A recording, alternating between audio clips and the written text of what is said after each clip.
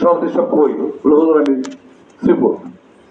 আবার ফোন দিয়েছেন 4টার সময়, আপনি আসছেন? আমি গেলেন না হুজুর। আপনি দিয়েছেন আসরের পরে।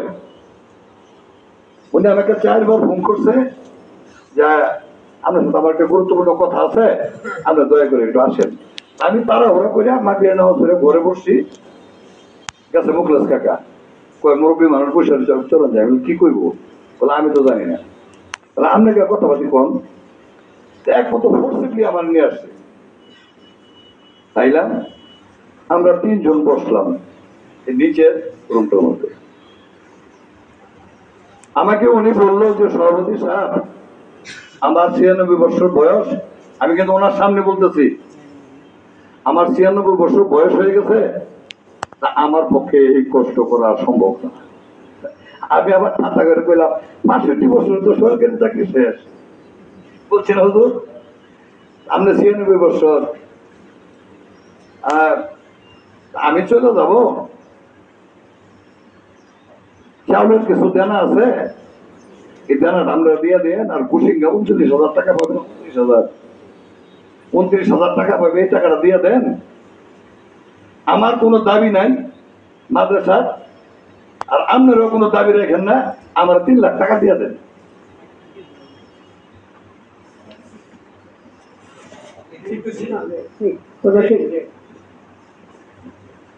আমি কিন্তু কোনো কথা বলি না, আমি গেলে একটা দুষ্টামি করছি না, দুষ্টামি নয়, বিয়ার কি করছি আর কি, যে 65 বছর তো সরকারি চাকরি শেষ, আপনি 96 বছর, আপনার শরীরে কোলায় কেন?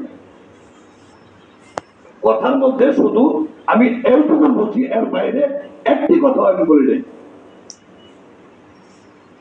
তারপরে বললো আমার 3 লাখ টাকা দিয়ে দেন, আমি চলে যাবো, আমার শরীরে কোলায় না। হুজুর আমার মাথার মধ্যে হাত দিয়া 2 হাত দিয়া দোয়া করে দিছে, 2 হাত দিয়া দোয়া করে দিছে আমার।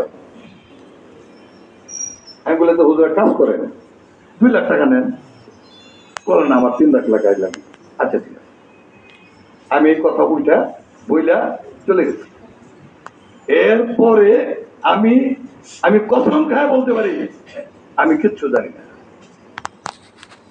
আমি এইটুকু জানি। আর একটা কথা বলছি 2 লাখ টাকা নেন, উনি কইছেন আমার 3 লাখ টাকাই লাগবে। আচ্ছা ঠিক আছে, আচ্ছা ঠিক আছে, আর 2 লাখ টাকা নেন। এর বাইরে একটি কথা আমি বলি নাই, একটি কথা বলে নাই। জিজ্ঞেস করুন হুজুর, হুজুর ঠিক আছে কথা, আমি চলে আসি। উনি আমরা তখন প্রথম মিটিং করি, প্রথম মিটিংয়ে উনি বলছিল যে আমারে বিদায় দিয়ে দেন, আমি চলে যাব।